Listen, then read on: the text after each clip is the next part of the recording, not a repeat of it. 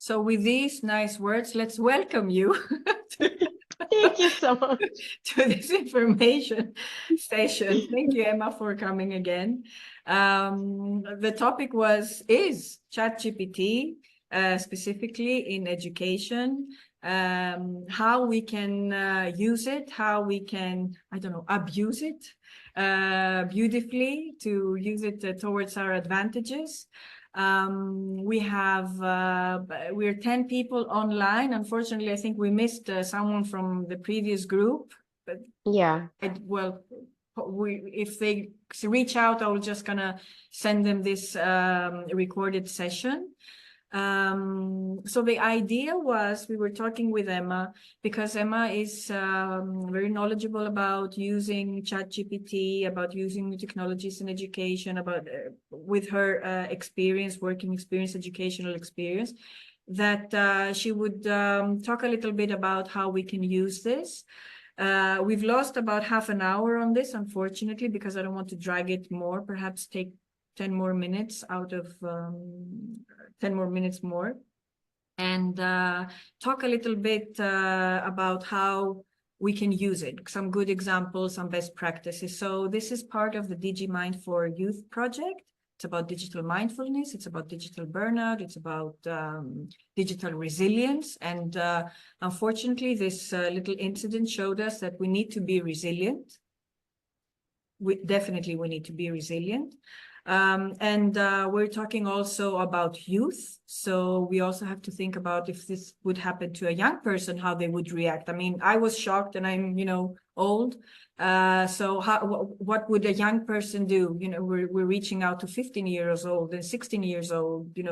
These are very young ages to be violently exposed to these type of things.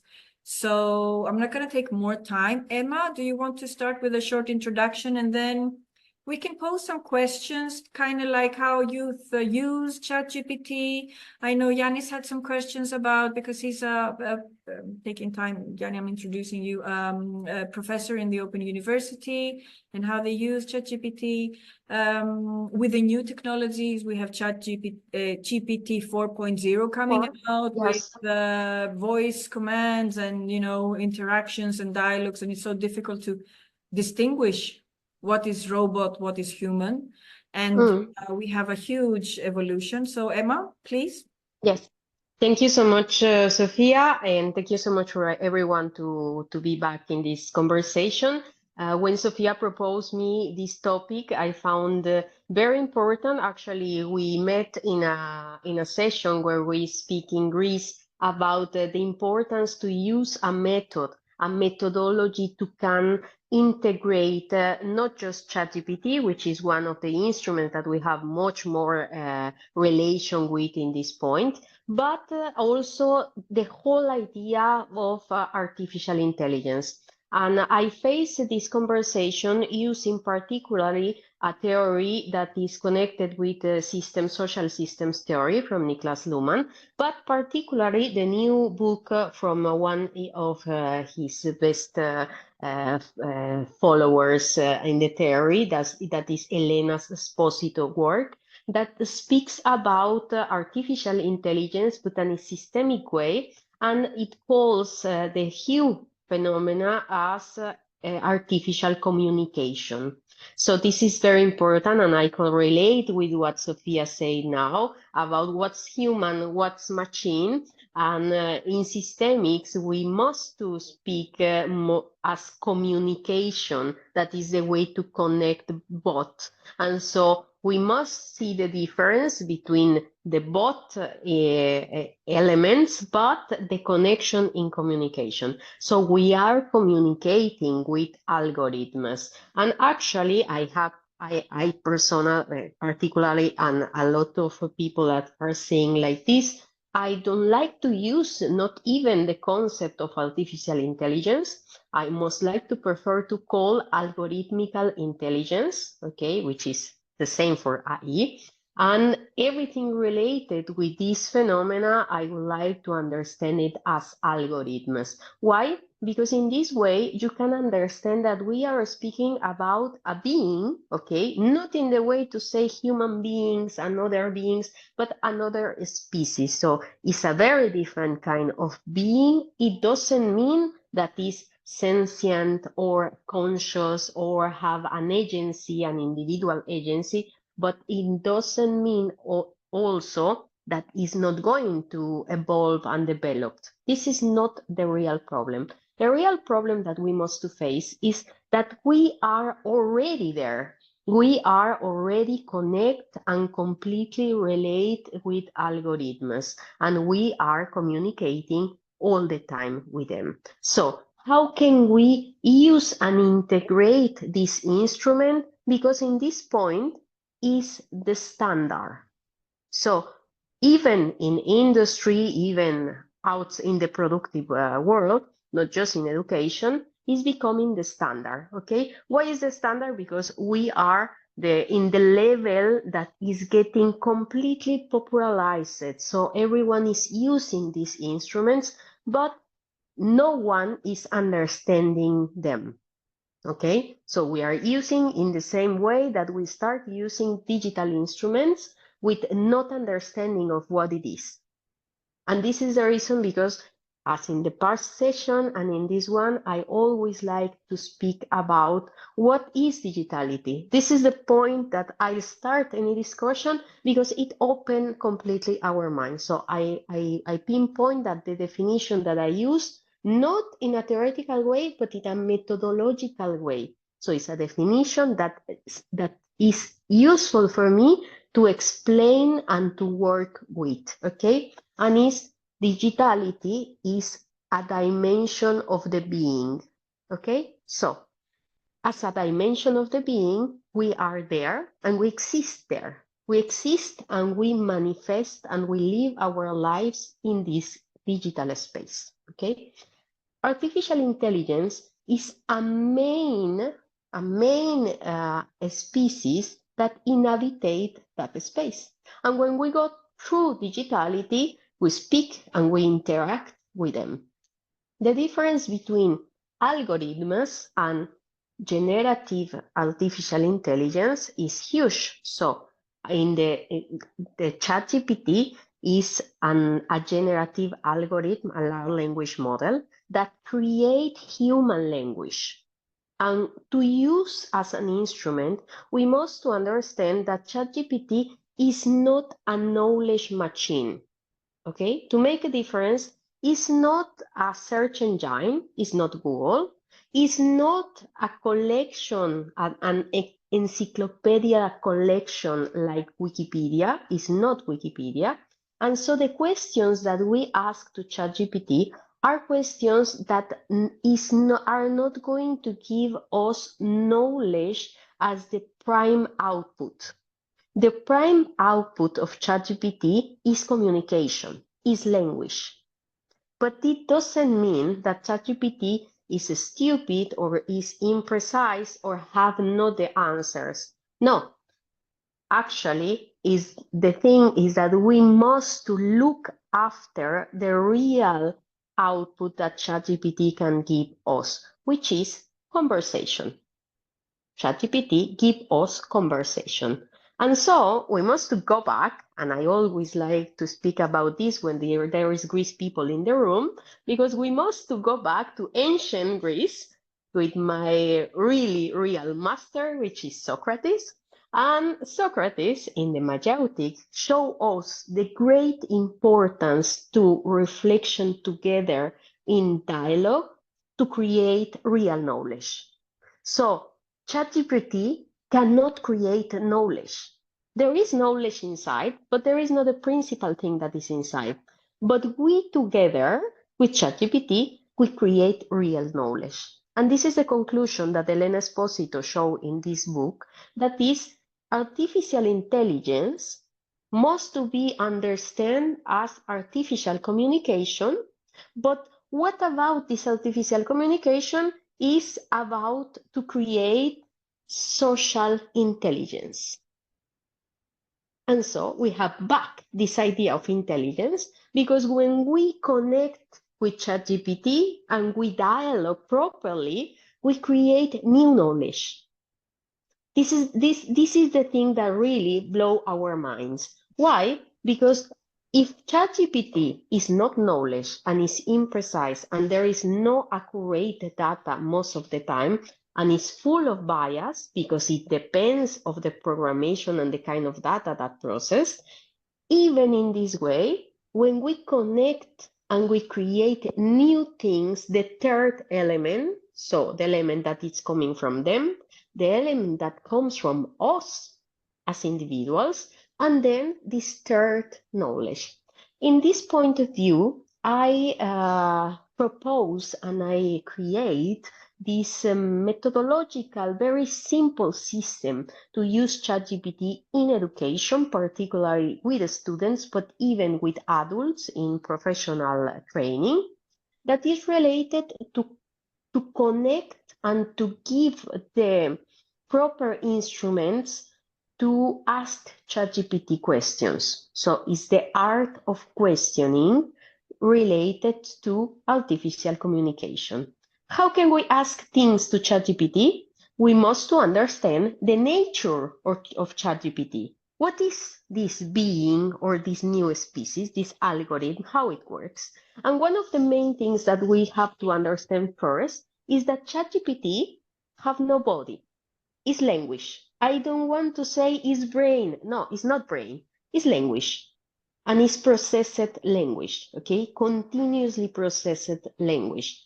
But this processing of language, it passes for learning. It's learning a language, is learning a system of communication, what is language. But if we take that part from them and we use and we put our own criteria, we can create this third element, which is knowledge. And so if this is not a body, I must, in my dialogue, provide a body for ChatGPT. So one of the first tips, and you can find this in most of the people that explain and speak about how ChatGPT works, they say first thing, you must to give a role. So what is ChatGPT acting in this conversation? I must to say first this. So my conversation will start with ChatGPT saying, if you were, no, answer me this question as if you are a professor on physics, okay? Answer me this question as if you are a psychologist specialized in communication, okay? And so in that moment, what is ChatGPT doing is making a data body. It's taking the whole complexity of data and making a selection of this particular data, and this is getting materiality. So we are speaking about the materiality of data to create a material body. So you're saying to give it a role. Yes, to give it a role, but I must to say more than a role, you are giving a body. A body. It's Okay. embodiment. It's embodiment. Because when you say just a role, it is like okay, let's pretend to be. No, you must to be very clear and to say act as if, okay? And so they are taking the processing of the data, the algorithm is going to take this body and they are going to personalize, okay? But this is not enough. This is not making ChatGPT to be an authority in some field, okay? What is making is that they are going to use the language that a professional of that field will be using, okay? It is still being language, just language, not knowledge, okay? What is the instruction that I give to professors to use ChatGPT in the classroom is use it, okay? Use it properly. Not deny the existence, not say, no, please don't use it. No, give instructions to use. So one of the first exercise that I ask to professor is, okay, if you are going to ask for a final essay for your class, you must to ask them to ask ChatGPT write the essay. And so what is going to do the student? The student needs to become the professor of ChatGPT. So the student is going to pass through a process of tutoring ChatGPT. So first step is ask for your essay to ChatGPT. Ask properly for this kind of essay. So you must to explain what do you want, in which kind of language, how needs to be a structure, what kind of output do you want to take, okay? And make it with a methodology, not just asking one question and that's all. No, you must to create a dialogue with ChatGPT of too many questions, okay? First question must to be, okay, give me, what do you think about my idea for my final essay? And you explain ChatGPT your idea. ChatGPT give you an output. After that output, you must to say, okay, help me to create a content for develop this essay. Okay, then get that content. You must review the content and to decide if it's accurate, if are you okay with that. As a student, you must to make all these steps. And then ask to ChatGPT again, okay, let's work in this first part of the essay. Can you develop a content for this subtitle and blah, blah, blah. After all this process, they have to take all the information that give ChatGPT, process it, structure, and then review. So what the student needs to give to the professor is the say that they write together with ChatGPT. But not just that. I don't stop in this point. I like to ask students to show you first version that they get from ChatGPT, second version with the review that they made, with the comments that the student made in this essay, and the last one, when they must to explain ChatGPT what they see in the essay, what was the mistakes, the errors, to can change it and reprocess, but not made it by themselves, but made it between ChatGPT and them. So in this way, yes. Emma, so you see that ChatGPT, because it is widely used, and I can imagine that especially university students are using it, you know, as a basis.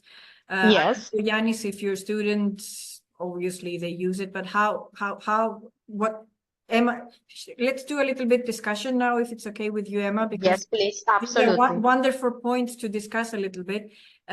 So you're saying that this should be integrated within the training education, within education delivery. And because here in Greece, at least in secondary education, it's you cannot have mobile phones, technology is not used except for what's in the curriculum, obviously. But in university level, do you use it, Yanis, with your students, or do you promote it like Emma's saying, so that they have a value? Because one thing that we were supposed to talk here a little bit is also the critical thinking, the creativity part, you know. Yes. Tacit knowledge, how it comes in, you know, new knowledge, how it goes. Yes. And ChatGPT has become a very easy tool to use. Yes. So Yanis, do you want to say a little bit, perhaps, your experience? Yes, thank you. So welcome, everybody. It's great to have this conversation with you because it's a very interesting subject, actually. There were very interesting points raised before. And I would like also to share my experience as a lecturer in Hellenic Open University in the American College of Greece, especially Hellenic Open University. Everything takes place online, okay? So let's say the meetings take place online, the assignments are just sent to us, and also the written exams take place online. So ChatGPT has really caused a lot of debate the last year that it started to during this current academic year. And as you mentioned, it is very important to embrace it on the one hand. On the other hand, we should be very careful on how do we evaluate? How do we make an actual evaluation of something? The most common tool that is used in many universities worldwide for this problem is for this issue is Turnitin. We used to know it also before because it shows also the similarity of text. So this is a tool. Turnitin has expanded its use, and now it also shows the AI generated text percentage.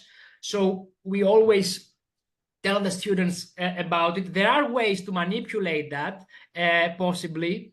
And unfortunately, there are ways to manipulate that. But in general, it's also sort of providing sort of security, let's say. What we say, what I personally also suggest to students is that, yes, you will use it. It's obvious that you will do it. You will make some specific questions. As you said, it's important to structure your way of thinking and make questions to ChatGPT. But the thing is, first of all, not to copy directly. Secondly, to check about the sources, because there are also a lot of mistakes, especially when we're talking about sources.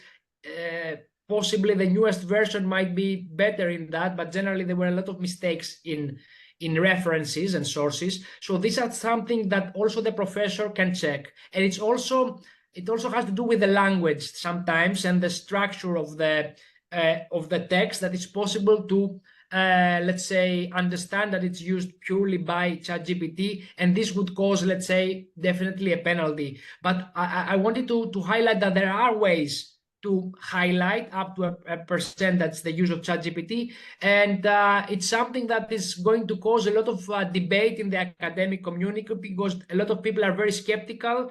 Some other people embrace it a lot, so it is something that we will see a lot in the academic community in the years to come. But it's a very, very interesting topic. Yes, thank you so much, Jan. It's so valuable your experience, and obviously you have the main view of what is happening, and even in systems that are completely digital based. So this is pretty interesting, because we have to understand that how education is structured completely in another way when we are connected between screens.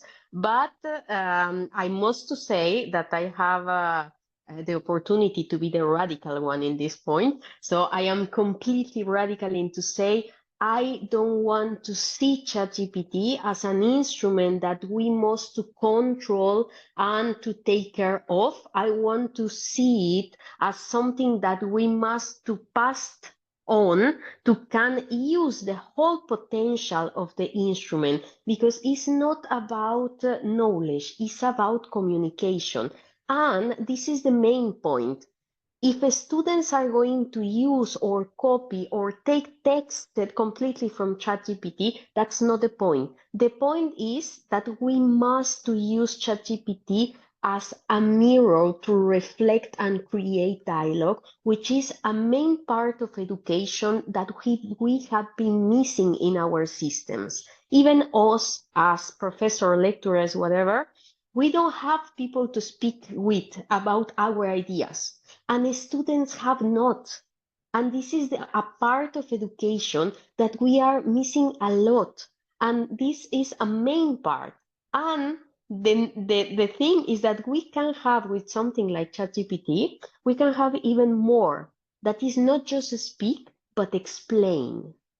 The ability to explain. We know from our experience that the real moment that we are creating knowledge is after to being students, when we became professionals or professors, and we start explaining. That's the point where we really integrate the knowledge. It is really the understanding in that point. And so now we have the opportunity to make every student to be a professor, to be a tutor. And this is not something about the process of building minds of our students, but also the process of building artificial minds. Because our interactions with ChatGPT or with artificial intelligence are creating archive and memory. So this is something that is really a coming on age situation, because our students now have the responsibility, or can have the responsibility and the ability to be part of this collective mind that is being created with algorithms. So think about this. Instead of losing our time trying to be the police of data and information and words and how much you take from this book, how much you don't use the proper reference and blah, blah, blah, I would like to say, let's go on. Let's go on for a new area of knowledge and communication with algorithms to create real intelligence. I mean, the feeling of intelligence. And so you can tell me, okay, but what about evaluation? What about how can we measure how a student is performing if everything is so fluid and so flexible and it's about just, okay, speak with ChatGPT and give me the results? No, I would like to say that the best way to create an evaluation in this approach is to create a dialogue with our students. If we stop losing our time with bureaucracy, trying to control things, we will be having time to can speak with our students. And this model is so simple. Okay, take off from ChatGPT the say, evaluate the say as if you are the professor, and ask to ChatGPT explaining where were the mistakes, explaining all the knowledge that you have getting from your class, from your experience as a student, and explain to ChatGPT until ChatGPT give me the say that it works. But in my evaluation, I want to see the whole process, not the result. And in the whole process, I will ask to my student, okay, what was your first question? What was the second? I want to see the whole dialogue. Show me in your ChatGPT, in your archive, okay, student, the whole questions that you've been asking to ChatGPT point by point, and I am going to find there the most interesting insights about not just the topic, but the personality of my students, the communicational personality of my students, and how they are able to explain their own ideas. This is the main thing. When you arrive to the after education, okay, you feel the void. Okay, I need to think by myself. I need to explain to myself, to my boss. I need to explain to my team my ideas. I don't know how to do it. First thing that I always teach to my students is explain yourself. Okay? That's the main thing. It's not a matter what do you have inside if you cannot explain and express, because we are communicational beings. In the moment that you decide that this is the point, they are going to get so powerful because they are going to experience the permanent process to explain themselves with a non-human agent. And these have good points and bad points, but between the good points are, if it's not human, you must explain everything. You know the fantasy about if some being arrived to this world, how can you explain what is a chair, what is a door, what is whatever? And you must think, okay, I have to go deep inside of the meanings and create the explanation of something that is completely out of the mind of this being. ChatGPT is like that. And we have this opportunity to explain ourselves and to know about our own mind. Actually, this is one of the main points that are happening in this moment is that we don't know how artificial intelligence is working right now. We don't know how they are processing, if there is consciousness, not consciousness, sentience, non-sentience, whatever. But the interesting thing is that going across to trying to understand them as black box, we are understanding something about our own black box because we know few things about our own consciousness. So we are facing together, and finally, we are not alone in the understanding of what is inside of our minds because we are trying to understand other kind of mind, completely different. But this comes to the point for me that the student and the professor, the teacher, learn together. So Yes. how can the teacher be ready and be prepared to guide if they Yes. still learn together? Because for me, this is a problem. When I'm standing in front of a classroom and I want to say something and people ask, how am I, because you look very confident, you know this, you can explain it, it's your background, but what do the rest of us do? I mean, how can we prepare for such a journey and to be so open-minded? I am going to give you, Sophia, it's not just an instrument, but it's a magic box. Okay? This magic box is called transversality. Okay? The knowledge that we are working on right now is a knowledge that already inhabits our space. Okay? Is everything about digitality is related in how teachers can learn from students. They have the knowledge already because they are the users and they are natives of this digitality. They born and grow up inside of cell phones. And more we get new generations, more we get these feelings, okay?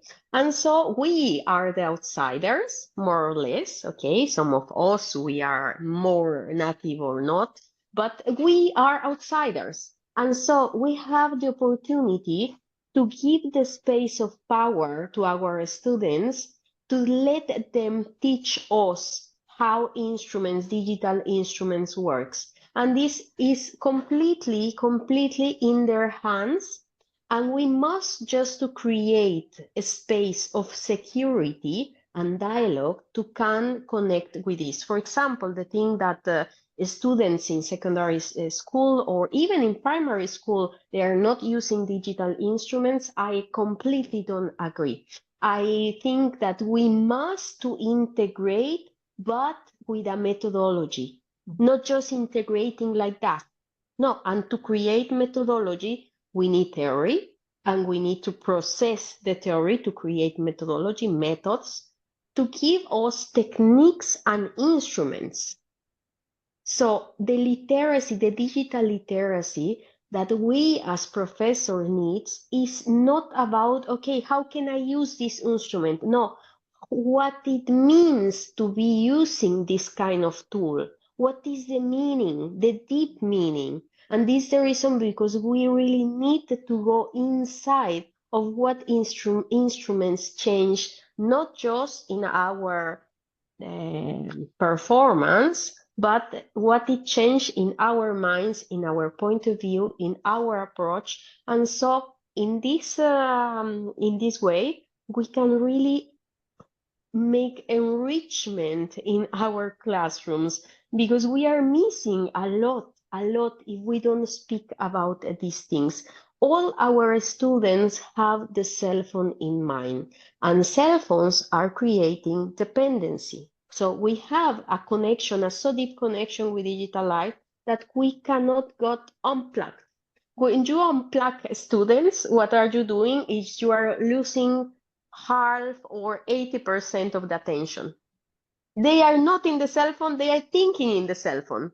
And they are so FOMO, so they are suffering, okay? They are suffering about how I am thinking and my mind is in Instagram and in my feed and blah, blah, blah. If I don't unplug completely, but I use digital instruments or just even speak about digital things, not necessarily use it. Okay, I don't want to say that every professor needs to be connected with ChatGPT and use ChatGPT in the classroom. A lot must be used, but you don't need it in the moment of the class. You don't need to use it. You need to speak about and to give them the freedom to use, but a controlled and methodological guided use. Not just to say, okay, let's go and use you can use ChatGPT, but don't take everything. No. Use it in this way and demonstrate me that you have to use all the process that I give you. So the output of ChatGPT for students is not the result, is the process. Okay? Very nice. Very, very interesting.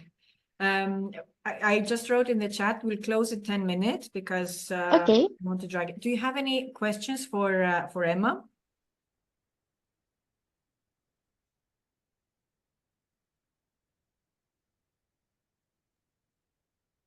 Maybe a comment on a few things that were discussed. Another thing that is interesting to note is the fact that a lot of the, let's say, essays and questions on the exams relate more and more with critical thinking from the professor side, which is also very important.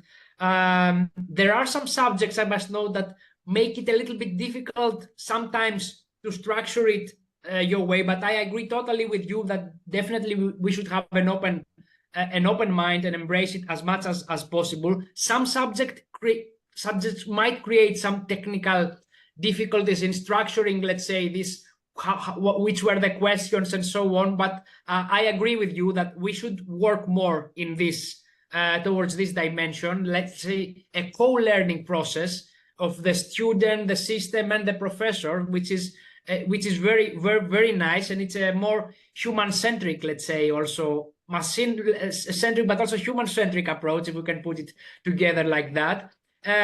So generally, I'm also fan of this approach. Sometimes there are some slight difficulties in the, as I said before, in the evaluation aspect, because yeah, it's not always possible to structure, let's say, the questions in this in this way in order to evaluate, let's say, the whole structure and process with ChatGPT. But overall, I think that the way that, because we had several also committees, let's say, between discussed it among university with various with professors and so on. Let's say the outcome was that we should embrace it. We should involve more and more critical thinking. ChatGPT will be used, but the point is, let's say, to use it up to an extent also to be able to write some text on your own. So it's a bit in the mix. I cannot nobody has decided yet what is the final answer, but I totally agree with a lot of things that we have heard about the different approach that we should have towards this system. It was very, very, very interesting. Thank you, Jan. Actually, I would like to take your point in the way to say, in fact, ChatGPT is much more useful for critical thinking and reflection, and to create a dialogue that make me come up with answers, not with precise questions or with knowledgeable questions or technical questions. No, it's much more related, actually, because it's language. So it's like a box of resonance. When you go inside of that, and actually one of the main parts to build critical thinking is the possibility to explain ourselves and to create dialogue. But we cannot, and this is a very interesting part. Actually, one of the uses that ChatGPT is getting huge on is psychological support, because of two reasons. First reason is we as population in a lot of, I think actually the main of this world have not a social security that includes mental health, okay? And we have no resources, but we are full of troubles. And people is finding in ChatGPT a way to use as a psychological session. And so you can ask to ChatGPT, okay, act as if you are a psychologist and I would like to explain a problem that I have, and ChatGPT give you some guide about. This is getting huge, and the results are very accurate, very interesting, because it's creating the possibility to explain ourselves, but because of one element more, that is, we don't feel judged by ChatGPT, okay? We, between humans, we feel judged every time, evaluated and judged. Our students are sick of evaluation. We grow up sick of evaluation. Every single word, every time that we try to speak about ourselves and to say, okay, this is in my mind, I don't understand this, we stop ourselves because we are afraid. We are naturally afraid of this. We create a system of operation that make people be afraid to make questions. Just let's see, in a simple session of 10 persons, it's difficult to get off and say, okay, I don't understand this, I don't get clear this. So with ChatGPT, people are not afraid because it's not human, cannot judge you, cannot think bad of you. And so this is a phenomena that happened already with Google. If you go to see Google Answers, okay, so how it works that people are going to ask in Google whatever they have in mind, crazy things, they are trying to find answers, but this answer are something that they cannot ask to the people around them because they are afraid. With ChatGPT, your students are not going to be afraid. So to develop critical thinking, you must just to say, okay, you have an idea, you're thinking about something, explain to ChatGPT and let's see what ChatGPT thinks.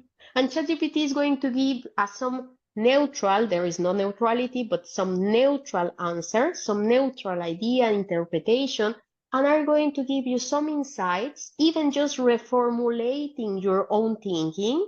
And this is so valuable. So this is other way to face it.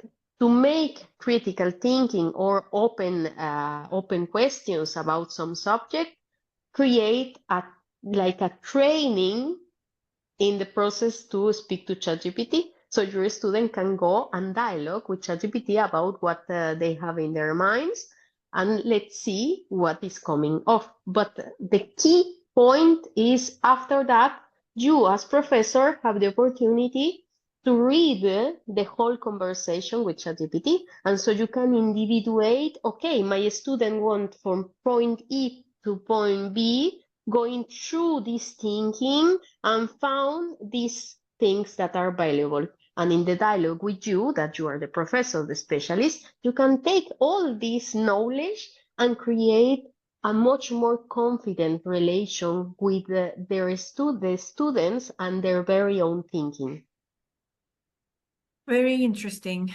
This is a nice methodology, you know, to create kind of something like I'm getting ideas to create a guidebook or some, you know, step-by-step short sessions in the beginning for trainers, for professors, how to use it with small activities and then elaborate, you know, the more confident you get. Yes, beautiful. Emma, thank you so much. We don't have more time, although we could pick your brain for at least 2 more hours, I'm sure. Well, for a whole day. So, sorry. So if you don't have any other questions, I suggest that we stop here. Thank you so much, Emma. Thank you everyone for participating. I really do apologize for the incident in the beginning. Don't apologize. It was though food for thought about digital mindfulness and digital resilience, definitely. Yes.